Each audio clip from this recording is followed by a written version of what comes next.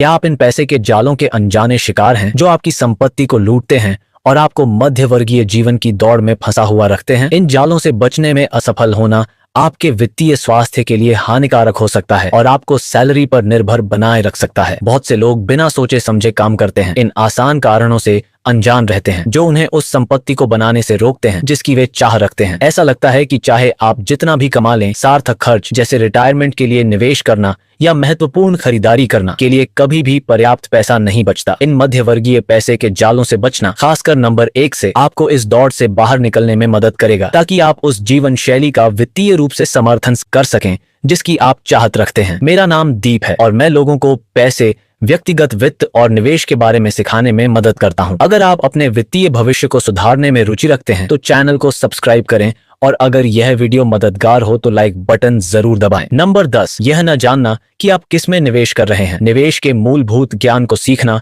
शायद सबसे महत्वपूर्ण चीज है जो आप कर सकते हैं ताकि आप एक आरामदायक रिटायरमेंट सुनिश्चित कर सकें। समय के साथ आपकी अधिकांश संपत्ति आपके निवेशों से मिलने वाले ब्याज का परिणाम होगी। आपकी व्यक्तिगत स्थिति के लिए सही निवेश निर्णय लेना तभी संभव है जब आप जानें कि आप किस में निवेश कर रहे हैं और अन्य विकल्पों से जुड़े फायदे और नुकसान क्या हैं। दोस्तों और परिवार की बात मानना जो खुद वित्तीय रूप से स्थिर नहीं है या किसी वित्तीय सलाहकार की सलाह को बिना सोचे समझे अपनाना आपके भविष्य के साथ जुआ खेलने जैसा है। कल्पना कीजिए 2 स्थितियों की जहां आप $10,000 का निवेश करते हैं और अगले 30 वर्षों तक हर महीने $500 का निवेश जारी रखते हैं। 7% वार्षिक रिटर्न के साथ कुल राशि $6,82,000 होगी। 10% वार्षिक रिटर्न के साथ कुल राशि $1,02,60,000 से अधिक होगी। यह $578,000 का अंतर है जो आप गंवा सकते हैं अगर आपका पैसा गलत निवेशों में फंसा हुआ है। नंबर 9, सक्रिय रूप से ट्रेडिंग करना, मार्केट को मात देने की कोशिश करना, जैसे कि विभिन्न मार्केट मूवमेंट्स के दौरान अटकलों के आधार पर खरीद बिक्री करना एक हारने वाली रणनीति है। कुछ कुशल व्यक्ति जैसे वॉरेन बफेट और hedge fund manager Peter lynch बाजार से बेहतर प्रदर्शन कर सकते हैं, लेकिन निवेश शुल्क, टैक्स और भावनाओं के खिलाफ काम करने के कारण इसे लगातार करना बेहद मुश्किल है। अगर आप केवल S&P 500 को ही मैच कर पाते हैं जो औसतन सालाना 10% रिटर्न देता है तो आप ज्यादातर निवेशकों से बेहतर कर रहे होंगे। मार्केट के शिखर पर बेचने और नीचे के स्तर पर खरीदने का समय तय करना लुभावना लग सकता है, लेकिन यह करना सुनने में जितना आसान लगता है असल में उससे कहीं अधिक कठिन है। जब लोग ऐसा करने की कोशिश करते हैं तो वे दीर्घकालिक लक्ष्यों पर ध्यान केंद्रित करने के बजाय अल्पकालिक उतार चढ़ाव पर फोकस करने लगते हैं, जबकि उन्हें वास्तव में अपने लंबे समय के लक्ष्यों को ध्यान में रखना चाहिए। नंबर 8, टैक्स प्लानिंग न करना। अपने पैसे को अधिकतम उपयोग में लाने के लिए सबसे अच्छी रणनीतियों में से एक है अपने सबसे बड़े खर्चों पर ध्यान केंद्रित करना, जैसे कि परिवहन और आवास। लेकिन अक्सर टैक्स आपका सबसे बड़ा खर्च होता है, इसलिए अमीर लोग जो करते हैं जो उस पर ध्यान देना और अपनी टैक्स स्थिति को बेहतर बनाना समझदारी है ताकि आप जितना जरूरी हो उससे ज्यादा टैक्स न दें। टैक्स को कानूनी रूप से कम करने के कई तरीके हैं जिनमें शामिल हैं रिटायरमेंट अकाउंट्स जैसे IRAs, 401ks और रॉथ IRAs, रियल एस्टेट निवेश जो टैक्स के लिए फायदेमंद होता है, मॉर्गेज ब्याज, बीमा और खर्च आपके टैक्स योग्य आय को कम करते हैं और प्रॉपर्टी को मूल्य कम करके टैक्स देयता और घटाई जा सकती है। इसके अलावा पैसा कैसे कमाया जा रहा है यह भी टैक्स प्लानिंग का एक बड़ा हिस्सा है। व्यवसाय मालिकों के पास खर्चों और राइट ऑर्म्स के माध्यम से अपनी टैक्स योग्य आय कम करने के कई विकल्प होते हैं। कर्मचारियों के पास यह विकल्प सीमित होता है। एक CPA, चार्टर्ड पब्लिक अकाउंटेंट के साथ काम करके टैक्स प्लानिंग के तरीके सीखना आपको अपनी आय का बड़ा हिस्सा बचाने में मदद कर सकता है। कभी कभी आप अपनी आय का 20 से 30% या उससे अधिक बचा सकते हैं। नंबर 7, बदलाव करने के लिए तैयार न होना। अगर आप अपनी स्थिति को सुधारने के लिए समय समय पर बदलाव करने के लिए तैयार नहीं हैं, तो आप बड़े विकास के अवसर गंवा सकते हैं। बदलाव से डरना सामान्य है क्योंकि लोग आरामदायक रहना चाहते हैं, वे ऐसी स्थिति में नहीं जाना चाहते जो उनके लिए अपरिचित हो। लेकिन कभी कभी प्रगति के लिए बदलाव जरूरी होता है। बदलाव का एक उदाहरण है कम पसंदीदा स्थान पर शिफ्ट होना ताकि आपकी आय का बड़ा हिस्सा बच सके और आप अगले चरण तक पहुंच सकें, या फिर एक रूममेट रखना जिससे आप तेजी से कर्ज चुका सकें, निवेश शुरू कर सकें या अपना खुद का व्यवसाय शुरू कर सकें। शायद कोई नई नौकरी का अवसर सामने आए जहां आपको अपनी वर्तमान नौकरी की तुलना में 20% अधिक वेतन मिल सके, लेकिन इसका मतलब होगा नया बॉस, नए सहकर्मी और एक अपरिचित स्थान। इन असुविधाओं के बावजूद इन बदलावों को अपनाने से आपको अपने लक्ष्यों को तेजी से प्राप्त करने में मदद मिल सकती है। नंबर 6, घर न खरीदना। घर खरीदना संभवतः आपके द्वारा किए गए सबसे अच्छे निवेशों में से एक हो सकता है, लेकिन इसे सावधानी पूर्वक करना जरूरी है। जो लोग होमओनरशिप के लिए उपयुक्त हैं, उनके लिए यह उनके वित्तीय स्थिति को बेहतर बनाने का एक शानदार तरीका हो सकता है। फेडरल रिजर्व के सबसे हालिया आंकड़ों के अनुसार एक गृहस्वामी की औसत नेटवर्थ $2,55,000 है, जबकि किराएदारों की औसत नेटवर्थ केवल $6,000 से थोड़ी अधिक है। इसका एक बड़ा कारण यह है कि गृहस्वामी कई तरीकों से संपत्ति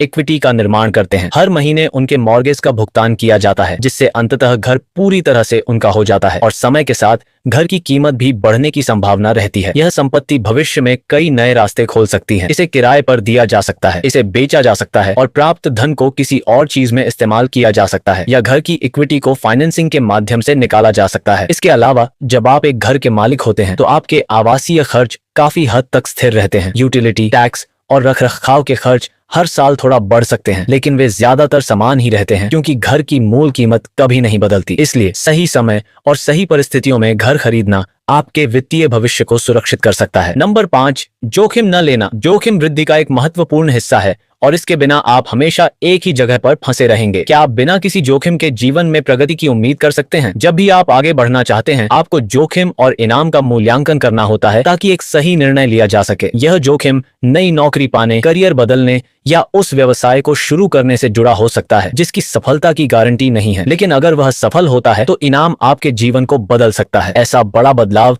निश्चित रूप से जोखिम भरा है। क्या होगा अगर आपको यह पसंद ना आए? क्या होगा अगर पैसा आपकी अपेक्षाओं से कम निकले? हर बार जब आप अपना पैसा निवेश करते हैं तो उसमें जोखिम शामिल होता है, चाहे आप घर खरीद रहे हों या नकदी रख रहे हों, जिसे मुद्रास्फीति का खतरा हो सकता है। इन जोखिमों के संभावित नुकसान को कम किया जा सकता है यदि आप तैयार हैं। उदाहरण के लिए पर्याप्त बचत का होना या एक वैकल्पिक योजना प्लान बी तैयार रखना। जोखिम लेना अनिश्चित हो सकता है, लेकिन यह प्रगति और सफलता के लिए आवश्यक कदम है। नंबर 4, मैं डिजर्व करती हूँ सोचकर पैसे खर्च करना। एक आम गलती जो लोग करते हैं वह है चीजें खरीदना या अनुभवों पर पैसे खर्च करना, यह सोचकर कि वे इसे डिजर्व करते हैं। उन्होंने कड़ी मेहनत की है तो उन्हें खुद को रिवॉर्ड करना चाहिए, है ना? यह बात कुछ हद तक सही है, लेकिन क्या यह सच में एक रिवॉर्ड है अगर यह आपको उस स्थिति में पहुंचा देता है जहां आप वित्तीय रूप से असहज हो जाते हैं? जब आप एक अच्छी सैलरी कमाने लगते हैं तो आप एक नई कार खरीदने के लिए प्रलोभित हो सकते हैं। आप इसे फाइनेंस कर सकते हैं, इसलिए यह बड़ा खर्च नहीं लगता। आप सोच सकते हैं कि आप उस चमचमाती नई कार के हकदार हैं, लेकिन ध्यान से विचार करें कि यह वास्तव में आपको कितना खर्च करवा रही है। क्या यह वास्तव में आपके प्रयासों का रिवॉर्ड है? अगर आप इसकी किस्तों को लेकर तनाव में हैं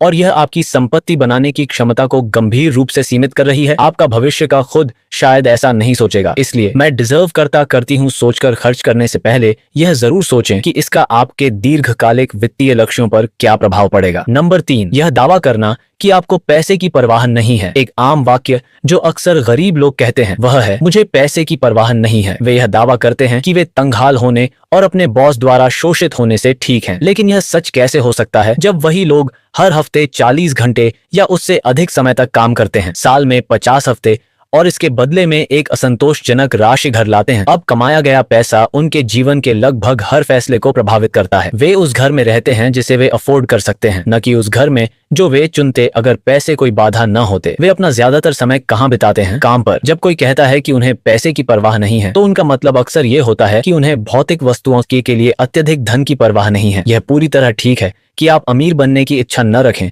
लेकिन पैसे की परवाह करना गलत नहीं है। आखिरकार पैसा हमारे जीवन के हर क्षेत्र को प्रभावित करता है, इसलिए पैसे को महत्व देना और इसे सही तरीके से प्रबंधित करना एक समझदारी भरा कदम है। नंबर 2, गलत करियर में बने रहना। हाई स्कूल में छात्रों पर यह दबाव डाला जाता है कि वे ऐसा करियर चुनें जो उन्हें रिटायरमेंट तक खुशी खुशी रोजगार में बनाए रखे। जैसा कि आप सोच सकते हैं, इसका परिणाम अक्सर यह होता है कि युवा वयस्क एक डिग्री के लिए कर्ज में डूब जाते हैं, केवल यह महसूस करने के लिए कि उनका चुना हुआ करियर उनकी उम्मीदों के अनुरूप नहीं है। कभी पैसा उतना अच्छा नहीं होता जितनी उन्होंने उम्मीद की थी, या फिर काम ऐसा नहीं होता जिसमें वे आनंद लें। दूसरी ओर कई युवा इस दबाव से बचने के लिए बेहतर करियर विकल्पों पर विचार नहीं करते। वे एक कम वेतन वाली नौकरी में फंस जाते हैं जो उन्हें उनके लक्ष्यों तक पहुंचने में मदद नहीं करती। जबकि शुरुआत में सही दिशा चुनना आदर्श है, यह हमेशा संभव नहीं होता, लेकिन इसका मतलब यह नहीं है कि आप बदलाव नहीं कर सकते। सोचिए, अगर आप अपने करियर पथ को बदल सकें और अपनी वर्तमान आय को 2 गुना या तिगुना या उससे भी अधिक कर सकें, चाहे आप उद्यमिता में कदम रखना चाहते हो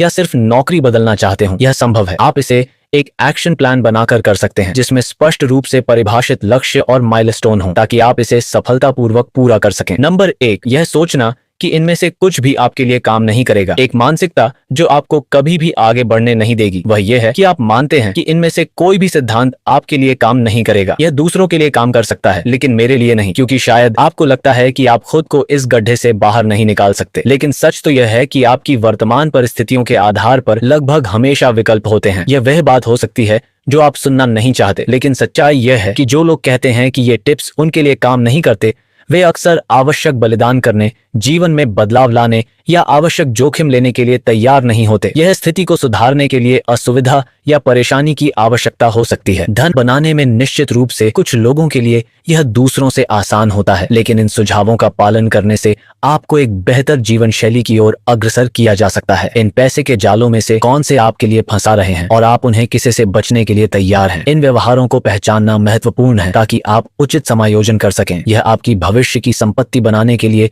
एक बड़े जीवन परिवर्तनकारी बदलाव की आवश्यकता नहीं है। अब इन विषाक्त जालों से बचना शुरू करें और आप खुश होंगे कि आपने ऐसा किया।